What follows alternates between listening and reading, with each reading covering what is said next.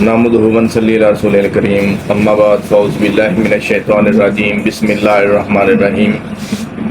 شروع اللہ تعالیٰ کی ذات و برکت نام سے جو تمام کائنات کا خالق و مالک ہے، اور ان گنت لا تعداد درود و سلام نبی آخر زمان صلی اللہ علیہ وآلہ وسلم کی ذات اقدس پر وجہ تخلیق کائنات ہے۔ اچھا، کل بھی ہم نے یہی پڑھا تھا جس کے اندر قرآن پاک میں اللہ تعالیٰ کی ذات جو ہے ہمیں بار بار یہ تنبیہ بھی کر رہی ہے اور ہمیں بچا بھی رہی ہے دوزخ میں جانے سے، کہ شیطان کی پیروی نہ کریں، وہ سیدھا سیدھا آپ کا دشمن ہے۔ پھر اس کے بعد اللہ تعالیٰ کی ذات نے اس زمین کے اوپر جو آپ کے لیے حلال کر دیا ہے، جو پاکیزہ چیزیں ہیں وہ کھاؤ جو شریعت محمدی کے مطابق ہیں، ان کے اوپر عمل کرنے سے ایک تو انسانی معاشرہ جو ہے اس کی تربیت اچھی ہوتی ہے، دوسرا مطلب اگر ہم حرام کی طرف جائیں گے تو اسلامی معاشرے کی تذلیل ہوگی اور مطلب تخریب ہوگی، ڈسٹرکشن کی طرف ہم جائیں گے۔ اگر ہم حلال چیزوں کو پسند کریں گے جیسے اللہ تعالیٰ کی ذات نے فرمایا ہے قرآن پاک میں اور حضور صلی اللہ علیہ وسلم کے ذریعے، تو اس میں اسلامی معاشرے کی اصلاح ہے، بہتری ہے، صحت مند بھی ہوگا اور آخرت میں اس کا بہت بڑا انعام اور اجر بھی ہے۔ پھر اس کے بعد اللہ تعالیٰ کہتا ہے کہ جی مطلب برائی اور بے حیائی کا نہ مطلب کسی کے ساتھ کرو، کیونکہ یہ شیطان کی خصلت ہے۔ اس کے بعد کہتے ہیں جی جب آپ کو اللہ تعالیٰ کی ذات کا پیغام جو اللہ ذات نے بھیجا ہے بذریعہ قرآن پاک ہم تک، اس کو اپنے گھر والوں کے ساتھ شیئر کریں گے تو گھر والے کہیں گے جی ہم تمہارے تو باپ دادا ایسا کرتے ہی نہیں ہیں۔ تو اس لیے جو ہے نا کہ آپ نے ہر بات کو جو صحیح اور واضح ہے اور جو حق کی بات ہے وہ اللہ تعالیٰ کا پیغام اپنے گھر والوں تک پہنچانا ہے۔ جو بھی ان کے اندر وہ خرابی نظر آتی ہیں ان کو ادب کے ساتھ پیار کے ساتھ سمجھائیں کہ یہ بات ایسے نہیں، یہ ایسے ہے، ریفرنس کے ساتھ نہیں کہ قرآن کی فلاں آیت فلاں، قرآن کی فلاں جو ہے سورت کے اندر جو ہے یہ تذکرہ ہے۔ اب آگے اللہ تعالیٰ یہ تھی کہ جن کی عقل نہیں ہے ان کو ہدایت نہیں ہے، اور جن کے وہ اللہ تعالیٰ نے عقل دی ہے، شعور رکھتے ہیں، وہ اللہ تعالیٰ کی ذات کی ہدایت سے بہرہ ہوتے ہیں۔ اب آج ہم پڑھیں گے آگے 170 سے آگے آیات نمبر، تو اس میں کہا جا رہا ہے وَمَثَلُ الَّذِينَ كَفَرُوا كَمَثَلِ الَّذِي يَنْعِقُ بِمَا لَا يَسْمَعُ إِلَّا دُعَاءً وَنِدَاءً صُمٌّ بُكْمٌ عُمْيٌ فَهُمْ لَا يَعْقِلُونَ۔ وَمَثَلُ الَّذِينَ، اور مثال ان لوگوں کی جنہوں نے،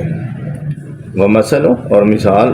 الذی ان لوگوں کی جنہوں نے کفروا کفر کیا، کفر سے مراد کیا ہے؟ انکار کرنا۔ کمثل الذین، مانند مثال ہے اس شخص کی جو یعنی کو پکارتا ہے، بما اس کو کہ لا یسمع نہیں وہ سنتا، الا سوائے دعاء و نداء، یعنی دعا اور پکار۔ یعنی لوگوں کی اللہ کی ذات یہاں پہ مثال دے رہا ہے کہ جن لوگوں نے کفر کیا، انکار کیا، ان کی مثال ایسے ہی ہے جیسے اس شخص کی ہے جس نے پکارا ہے کسی بھی دعا کو اور پکار کو۔ اور مطلب جو ہے کہ لوگ جو ہے لوگوں سے وہ کہتا ہے جی دعا کے لیے یا پکار کے لیے، مدد کے لیے کہتا ہے، ٹھیک ہے، اور اس کے علاوہ اس کو کوئی چیز سنائی نہیں دیتی ہے۔ مطلب اس کو پتہ بھی ہوتا ہے کہ یہ حق کا راہ ہے، لیکن پھر بھی اس کو سننے سے عاری ہو جاتا ہے۔ اور یہ وہ لوگ ہیں جن کو اللہ ذات نے ہدایت نہیں دینی اور جن کے پاس عقل نہیں ہے، تو ان کے بارے میں یہ کہا جاتا ہے کہ ان کی مثال اس طرح کی ہے، ٹھیک ہے، کہ یعنی جو لوگ جن لوگوں نے کرنے ہی انکار ہے، ٹھیک ہے، ان کی مثال ایسے ہے اس طرح کے شخص کی جو کہ سنتا ہی نہیں ہے اس چیز کے علاوہ کہ یعنی مطلب دعا کی جائے یا پھر جو ہے کسی کو مدد کے لیے پکارا جائے، ٹھیک ہے۔ سمن بکمن، وہ بہرے ہیں، گونگے ہیں، عمیٌ اندھے ہیں، فاہم پس وہ لا یعقلون عقل نہیں رکھتے، یعنی ایک چیز کے اوپر اڑ جاتے ہیں، اچھا جی ہم اس کے علاوہ تو کر ہی نہیں سکتے۔ جیسے مطلب آج کل پیری مریدی کے اندر بھی لوگ جو ہیں کہ اللہ تعالیٰ کی ذات کی وحدانیت اور ربوبیت کو بھی چیلنج کر دیتے ہیں، ٹھیک ہے۔ نو ڈاؤٹ کہ ایک پیر و مرشد کا رشتہ جو ہے، ایک جو کامل فقیر ہے، جو ایک ولی کامل ہے،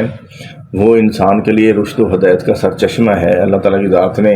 صوفیاء کرام کی صورت کے اندر، بزرگان دین کی صورت کے اندر، اولیاء اللہ کی صورت کے اندر یعنی فرمایا ہے قرآن پاک میں، یا ایھا الذین آمنوا اتقوا اللہ وابتغوا الیہ الوسیلۃ وجاہدوا فی سبیل اللہ لعلکم تفلحون۔ اور ایک اور جگہ پہ اس چیز کو اللہ تعالیٰ کی ذات نے یہ فرمایا ہے کہ جی अला इन्ना औलिया अल्लाह है ला खौफुन अलैहिम वला हुम यहज़नून। अच्छा, तो अल्लाह की ज़ात ये फरमा रही है कि वो मतलब दुआ और पुकार के अलावा कोई और चीज़ सुन ही नहीं सकते हैं, तो इसलिए उनके ऊपर अल्लाह ताला की ज़ात ने क्या कर दिया कि वो ऐसे महसूस होते हैं जैसे बहरे हैं, गूंगे हैं और अंधे हैं, बस वो अकल नहीं रखते। फाहुम ला याकिलून, बेशक वो अकल। या अय्युहल्लज़ीना आमनू, या अय्युहल्लज़ीना, ऐ वो लोगो जो ईमान लाए हो, कुलू तुम खाओ, मिन तय्यिबात, पाकीज़ा चीज़ों से, यानी अल्लाह ताला की ज़ात ने जो पाकीज़ा साफ़ सुथरी चीज़ें हमारे ऊपर हलाल की हैं और हमें उनकी खाने की इजाज़त दी है, उनसे लुत्फ़ अंदोज़ होने की इजाज़त दी है, वो इस्तेमाल करें, वो खाएं। वही अमर बिल मारूफ व नही अनिल मुनकर वाली बात है। मा रज़क़नाकुम, जो हमने रिज़्क़ दिया तुम्हें, यानी जो अल्लाह ताला की ज़ात ने हमको रिज़्क़ दिया है उसमें से जो साफ़ सुथरी और हलाल चीज़ें हैं वो आप लोग खाओ। वाशकुरू, और तुम शुक्र करो, उसकी इबादत करते हो तो आप क्या करो, उसका शुक्र अदा करो। शुक्र किसका अदा करना है? अल्लाह ताला का। और इबादत भी किसकी करनी है? अल्लाह ताला की ज़ात की सिर्फ। इन्नमा हरमा, सिर्फ उसने तो हराम किया है, अलैकुम तुम पर, अलमैतता मुर्दात, वलदम्मा और खून, वलहमा और गोश्त, अलखंजीरा सूअर का, वमाह और हर वो चीज़,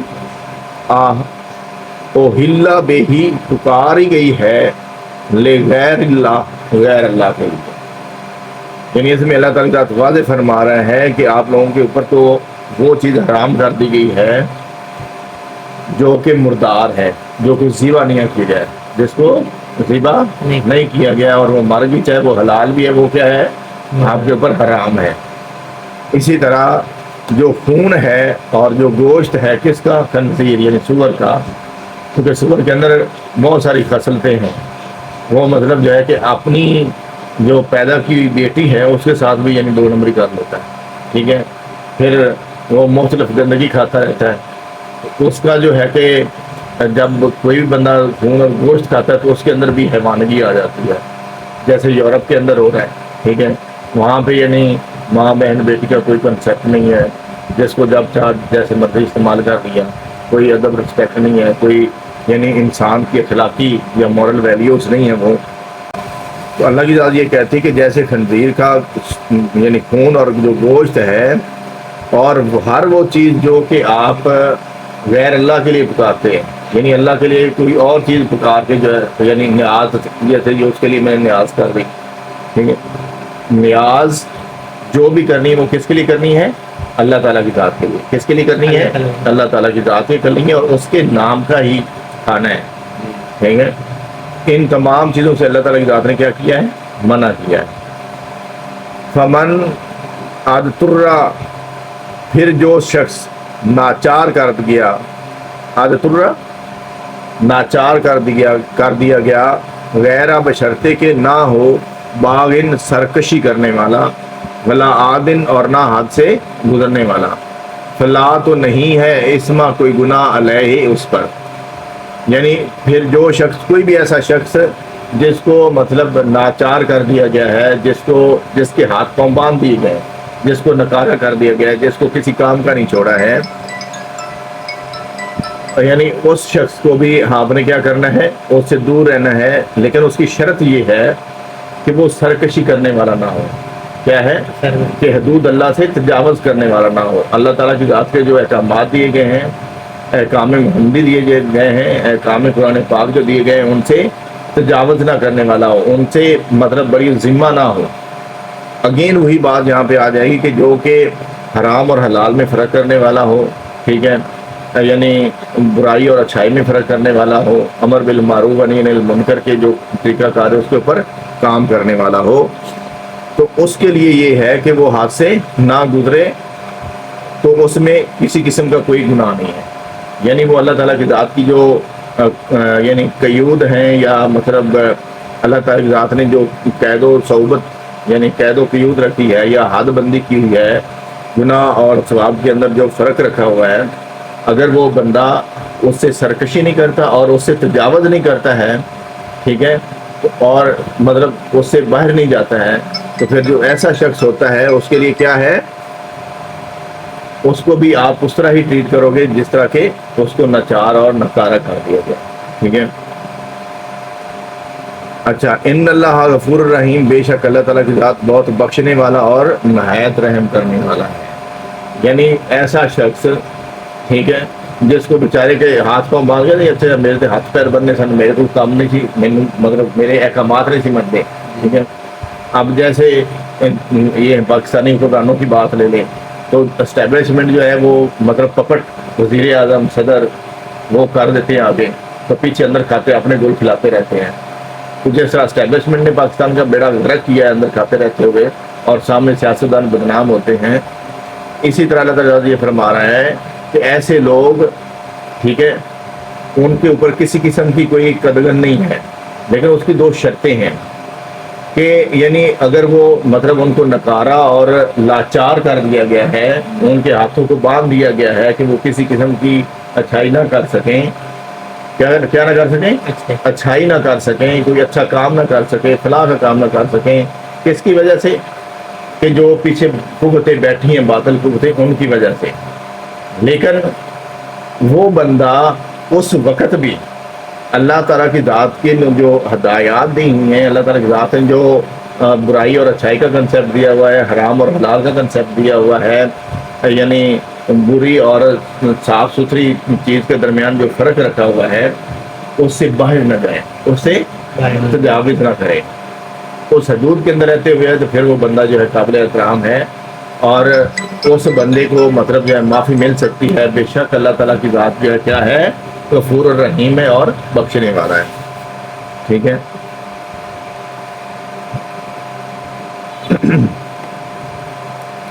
ان الذین یکتمون، بے شک وہ لوگ جو چھپاتے ہیں، یکتمون چھپاتے ہیں، ما اس کو جو انزل اللہ نازل کیا اللہ تعالیٰ کی ذات نے، من نال کتاب کتاب سے، وَيَشْتَرُونَ اور وہ لیتے ہیں بے ہی اس کے بدلے، ثمنًا قلیلاً تھوڑا سا مول،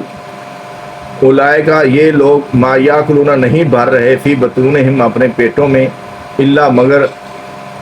علی النار آگ ہی، ولا یکلمہم اور نہیں کلام کرے گا کون، اللہ تعالیٰ کی ذات ان سے، ولا یکلم اللہ اور اللہ تعالیٰ کی ذات ان کے ساتھ کلام نہیں کرے گا، یوم القیامہ قیامت کے دن، ولا یزکیہم اور نہ وہ پاک کرے گا ان کو، ولاہم ان کے لیے عذاب علیم ہے شدید اور زیادہ ناک۔ اب مختصر یہ بتا دوں کہ بے شک وہ لوگ جنہوں نے اللہ تعالیٰ کی ذات نے جو ہمیں احکامات دیے ہیں، سنت رسول سیرت النبی صلی اللہ علیہ وسلم چیزیں ہمارے اوپر نازل کی ہیں، قرآن پاک کے احکامات نازل کیے ہیں، وہ ان کے پاس پہنچ گئے ہیں، لیکن اپنے پیٹ بھرنے کی خاطر، اپنے لوگوں کو مطلب اپنے گھر والوں کو عیش و عشرت کی زندگی دینے کے لیے،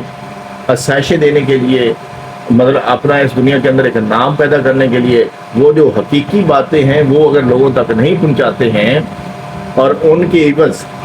وہ مطلب کیا کرتے ہیں، مال و متاع لیتے ہیں، شہرت لیتے ہیں، آزادی لیتے ہیں، اور حق بات لوگوں تک نہیں پہنچاتے ہیں، تو وہ اللہ تعالیٰ ذات کیا کہتی ہے کہ اس کے بدلے میں وہ تھوڑا سا پیسہ روپیہ لے لیتے ہیں، لیکن یہ وہ لوگ ہیں جن کے پیٹ کبھی بھی نہیں بھریں گے، جن کے پیٹ کبھی بھی نہیں بھریں گے۔ حرام کا مال جتنا مرضی اکٹھا کر لو،